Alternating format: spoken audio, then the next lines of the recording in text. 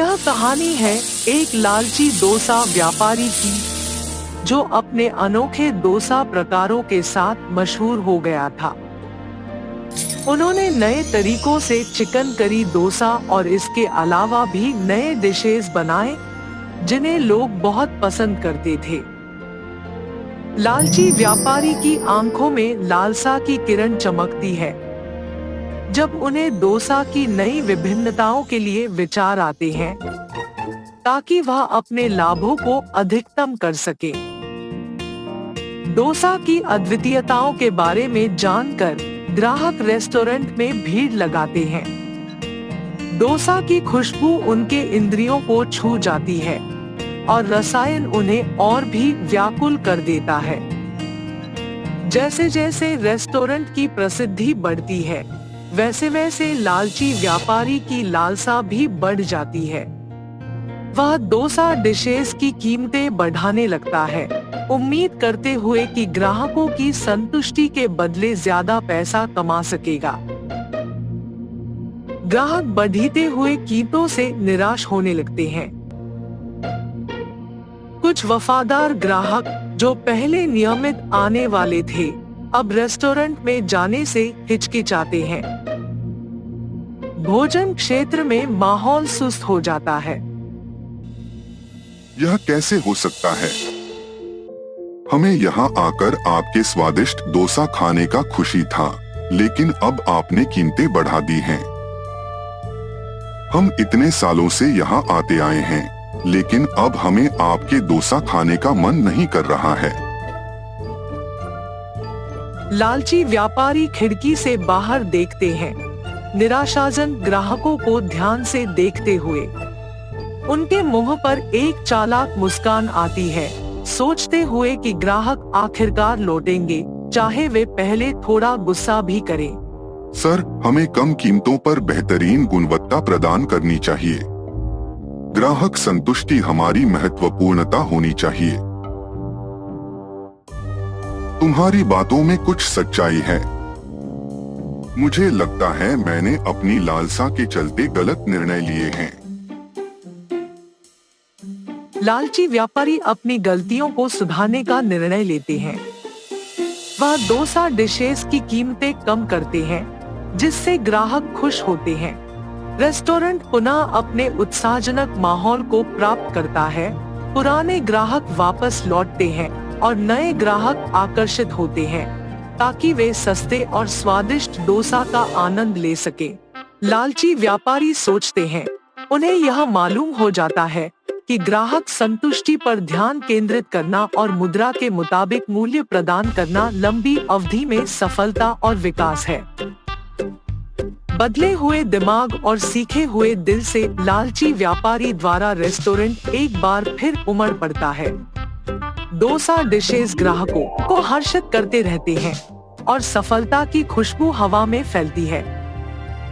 बदले हुए व्यक्ति के रूप में लालची व्यापारी अब ग्राहकों के साथ निजी तौर पर संवाद करते हैं, उनकी प्रतिक्रिया को सुनते हैं और उनके भोजन अनुभव को सुधारने के लिए निरंतर प्रयास करते हैं। आय में बढ़ोतरी होती है और लालची डोसा होटल की मान्यता नई ऊंचाइयों को छूती है। कहानी यहाँ समाप्त होती है, जहाँ आत्मसंतुष्ट और पूर्ण हो चुके लालची व्यापारी अपने मजेदार डोसा ग्राहकों को सेवा करते हैं।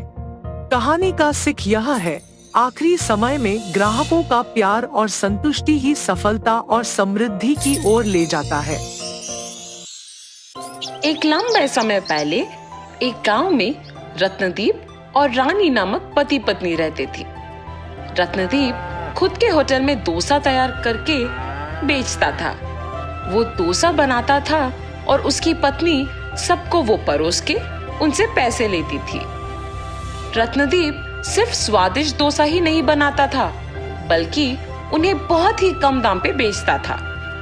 इस कारण गांव के सारे लोग उसी के पास आके डोसा खरीद के खाते थे। वो एक अच्छा इंसान था और सबकी मदद करता था, लेकिन उसकी पत्नी लालची थी। उस गांव में उसके हाथ का अंडा डोसा बहुत प्रसिद्ध था, क्योंकि उसकी ही तरह और कोई अंडा डोसा नहीं बना पाता था। इतना ही नहीं, उस डोसा को कम दाम पे बेचने पर सभी वही आते थे। उसकी पत्नी को डोसा को कम दाम पे बेचना बिल्कुल अच्छा नहीं लगता था। इतना ही नहीं, गांव में कोई भी उसके पति की तरह डोसा नहीं बना पाएगा, इस बात का उसे बहुत गर्व था। एक दिन जब रत्नदीप डोसा बना रहा था, उसे कुछ दूरी में एक बूढ़ा आदमी बैठे हुए और कामते हुए दिखाई देता है। अरे रे, दिखने में बहुत बूढ़ा है, पता नहीं कि उन्होंने कुछ खाया भी। ऐसे सोचकर उनके पास जाता है। भाई साहब, आप यहाँ क्या कर रहे हो? बेटा, चलने की ताकत नहीं होने के कारण यहाँ थोड़ी देर रुक के जाने के लिए बैठा हूँ। आपको देख के लग रहा है कि आपने शायद कुछ नहीं खाया। मेरे साथ आइए, बगल में ही मेरा होटल है, कुछ खा के जाइए। मगर मेरे पास पैसे नहीं है बेटा। पैसे देने की कोई जरूरत नहीं है, होटल मेरा ही है, आप बस मेरे साथ आओ।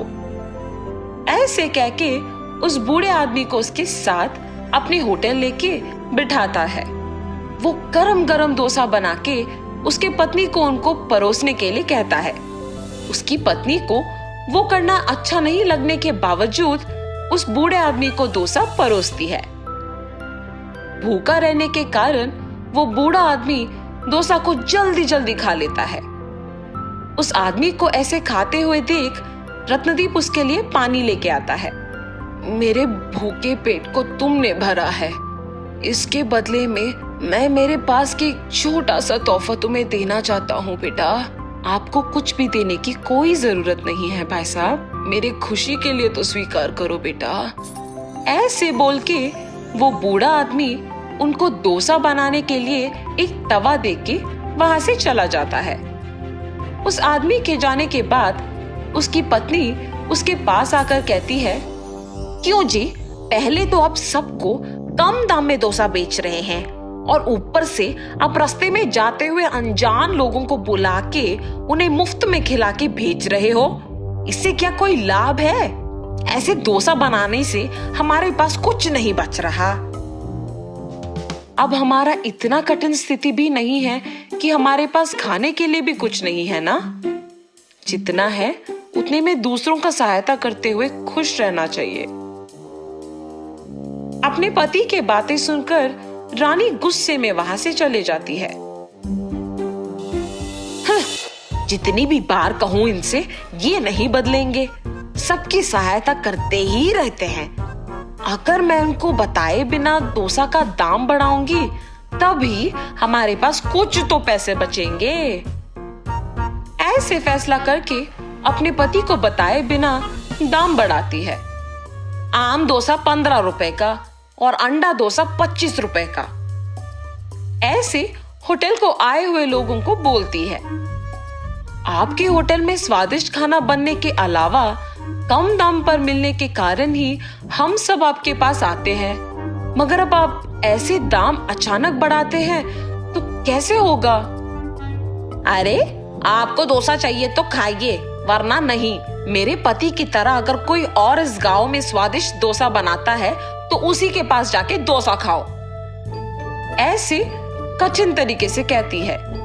दाम बढ़ाने के बावजूद खाने के लिए सभी उसी होटल को आते हैं। कुछ दिन बाद पैसे बचते हैं और ये देख रानी बहुत खुश होती है।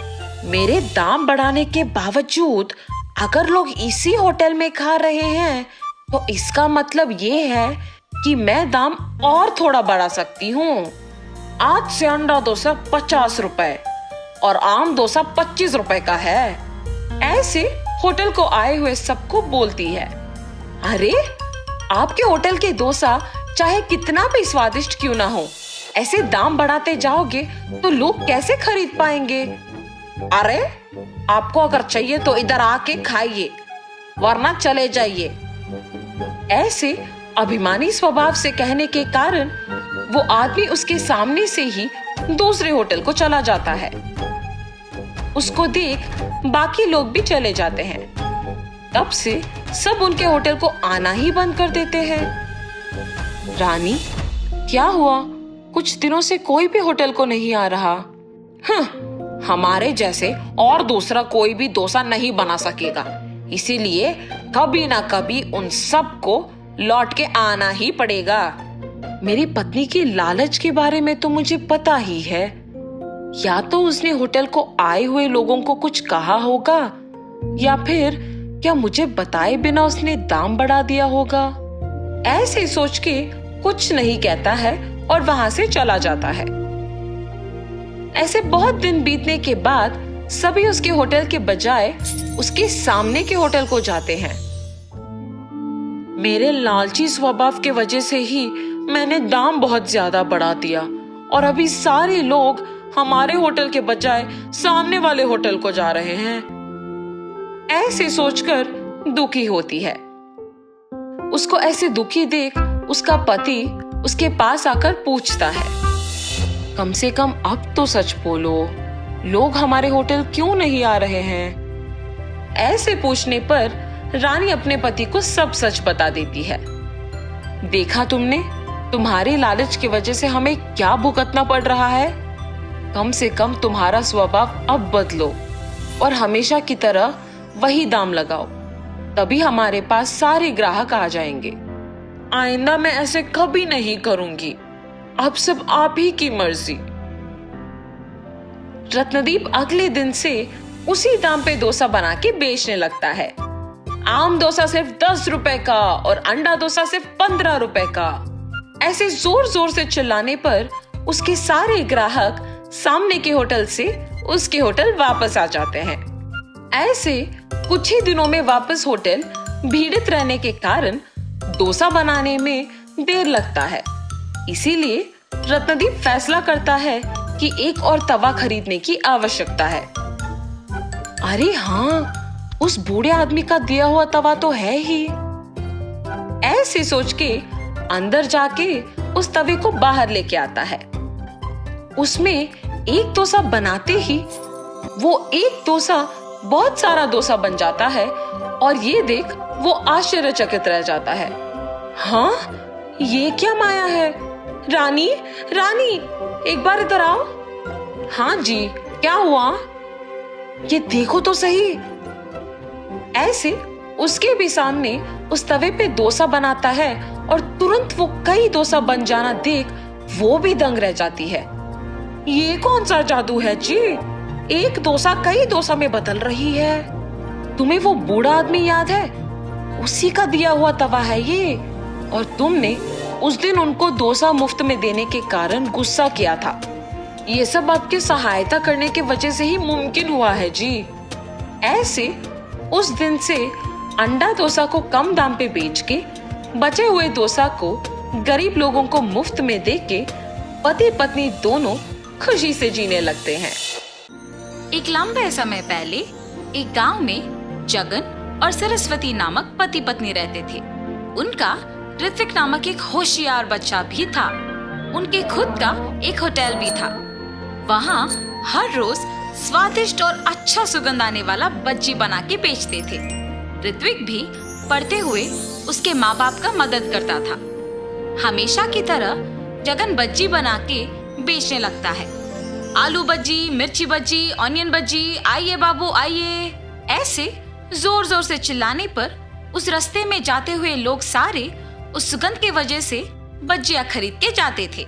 ऋत्विक होटल में अपने माँ बाप की सहायता करने के बाद अपनी माँ को बता के कुछ बज्जियां अपने दोस्तों को खिलाने अपने साथ लेके खेलने चला जाता था। ऐसे उस दिन ऋत्विक हर रोज की तरह उसका काम खत्म करके होटल में से कुछ बज्जियां लेके अपनी माँ को बोल के निकल पड़ा। बज्जियां लेके जाने पर भी माँ इसीलिए कुछ नहीं कह रही है क्योंकि मैं उनकी मदद कर रहा हूँ। मैं भी सिर्फ इसीलिए उनकी मदद कर रहा हूँ। मेरे दोस्तों के लिए काम करना ही पड़ेगा। ऐसे सोच के बज्जियों को लेके अपने दोस्तों के पास जाता है। मैंने ये बज्जियां आप सबके लिए लाया है, लेके खाओ। ऋत्विक, हमें ये बज्जियां नहीं चाहिए। क्यों? बज्जियां क्यों नहीं चाहिए? तुम हर रोज बज्जियां के सिवा कुछ नहीं लाते हो। रोज रोज ये खा के अब हम पक गए। हाँ यार, अब से तुम बज्जियां लाना बंद करो और हमारे साथ खेलने भी मत आओ। ऐसे मत कहो, मैं तुम लोगों के लिए कुछ भी करूंगा। अच्छा, तो फिर तुम्हें हम सब के लिए आइसक्रीम खरीद के लाना होगा, मंजूर है? तुम लोगों को आइसक्रीम खरीदने के लिए मुझे बहुत पैसों की जरूरत है। मेरे पापा भी मुझे उतने पैसे नहीं देंगे। कुछ और पूछो, मैं करूंगा। तुम इसीलिए सोच रहे हो क्योंकि तुम्हें अपने पापा से पैसे पूछना पड़ेगा ना? हाँ, उनसे बिना पूछे पैसे लेने का मेरे पास एक उपाय है। अगर तुम पक्का करोगे तो ही बोलूंगा। तुम लोगों के लिए मैं कुछ भी करूंगा। क्या है वो उपाय? तुम्हारे होटल में खाने बहुत लोग आते हैं। उस समय में तुम्हारे माँ बाप काम में व्यस्त रहते हैं, तो तब तुम जितने पैसे चाहिए उतने पैसे लेके आ जाओ। किसी को तुम पे शक ही नहीं होगा। कोई ये भी नहीं जान पाएगा कि पैसे गायब भी हुए। हाँ, ये भी सच है। कल मैं पक्का तुम लोगों को आइसक्रीम खिलाऊंगा। ऐसे अपने दोस्तों को कह के खुशी खुशी घर चला जाता है। अगले दिन जब उसके माँ बाप काम में लगे हुए थे, ऋत्विक किसी को दिखे बिना चुपके से पैसे लेके अपने दोस्तों के पास चले जाता है। मैंने कहा था ना कि तुम सबको मैं आज आइसक्रीम खिलाऊंगा, चलो जाके खाएंगे।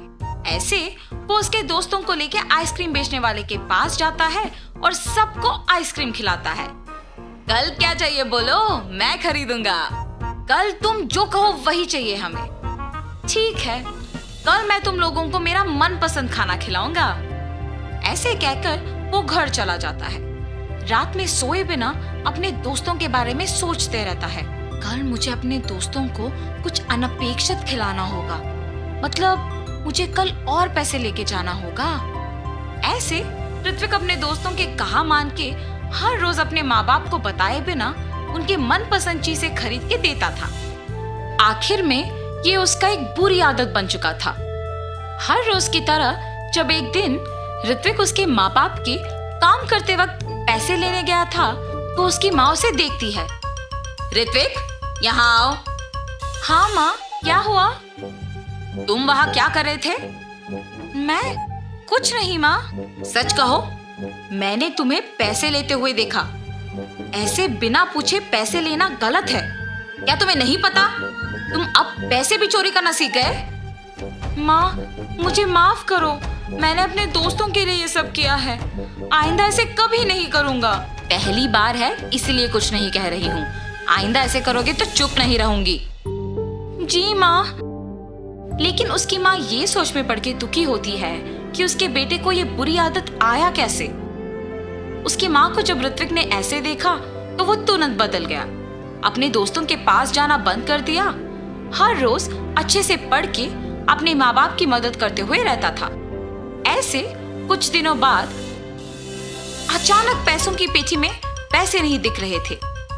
उससे उसकी माँ को ऋत्विक पे ही शक आता है और जो कुछ भी उससे पहले हुआ उसके पति को बताती है। तब जगन और सरस्वती दोनों ऋत्विक के पास जाके पूछते हैं, ऋत्विक, पैसों की पेटी में पैसे नहीं हैं, तुमने ही लिया है ना? माँ, जब से तुमने बोला तब से मैंने चोरी करना बंद ही कर दिया। मेरे दोस्तों के पास भी जाना बंद कर दिया। मुझे उन पैसों के बारे में कुछ नहीं पता। बेटा, अगर तुमने उस पेटी से पैसे लिए हैं तो कह दो हमें, हम कुछ नहीं कहेंगे। अगर तुमने नहीं लिया तो पेटी से पैसे कैसे गायब हुए? किसने निकाला होगा? सच कहो ऋत्विक। माँ, मुझे सच में नहीं पता है कि पैसे कहाँ गए। इससे पहले मेरा पैसे लेना सच ही है, मगर मैंने वो सब बंद कर दिया। अब तो मैंने नहीं लिया। जब से पैसे खो गए तब से जगन और सरस्वती बहुत ध्यान से सब पे नजर रख के काम करने लगे। मेरे पास पैसे खत्म हो गए। कुछ दिन पहले एक होटल से बहुत आसानी से पैसे चोरी कर लिया था मैंने। वापस वही जाके पैसे लेके आऊंगा। ये फैसला करके वापस उस होटल को जाता है। बच्चियां खाके पैसे देने का नाटक कर रहा था और कोई ना देखने के समय में पैसे चोरी करने वाला था जब जगन उसे रंगे हाथ पकड़ लेता है। इतने उम्र के आदमी होके भी मेहनत किए बिना पैसे चोरी करते हुए शर्म नहीं आती? इससे पहले भी तुमने यहाँ चोरी किया था ना? वो चोर पिटने के डर से सच बोल देता है। मुझे माफ कर दीजिए, ऐसे कभी नहीं होगा, मेहनत से ही काम करूंगा। चोर को उसकी गलती का एहसास होने पर जगन उसे माफ कर देता है। ऋत्विक पे उसकी गलती के बिना शक करने के लिए उसके माँ बाप दुखी होते हैं। आप लोग दुखी क्यों हो रहे हो माँ? उस दिन मैंने तुम्हें तुम्हारी गलती के बिना शक किया और आज तुम्हारे पापा ने असली चोर को पकड़ा है। मुझे तुम पे शक नहीं करना था बेटा। मुझ पर शक करने की वजह तो भी मैं ही हूँ ना माँ। अगर मैं वो नहीं करता तो आपको मुझ पे शक नहीं होता। आपने मुझे मेरी गलती समझाया, इसलिए मैंने वो करना छोड़ दिया, वरना मैं शायद बड़े होके भी यही करता। आइंदा ऐसे कभी नहीं होगा माँ। तब से जगन होटल में सावधान रह के काम करने लगा। अलग प्रकार के भजिया बनाना शुरू करके उन्हें बेच के खुशी से जीने लगा। उनका व्यापार भी अच्छा चलने पर सभी खुश थे। तो इस कहानी का नैतिक क्या है? गलती चाहे एक ही बार किया हो, लोगों से भूला नहीं जाता। इसीलिए गलती पहली ही बार नहीं करना चाहिए, सोच समझ के कदम उठाना चाहिए।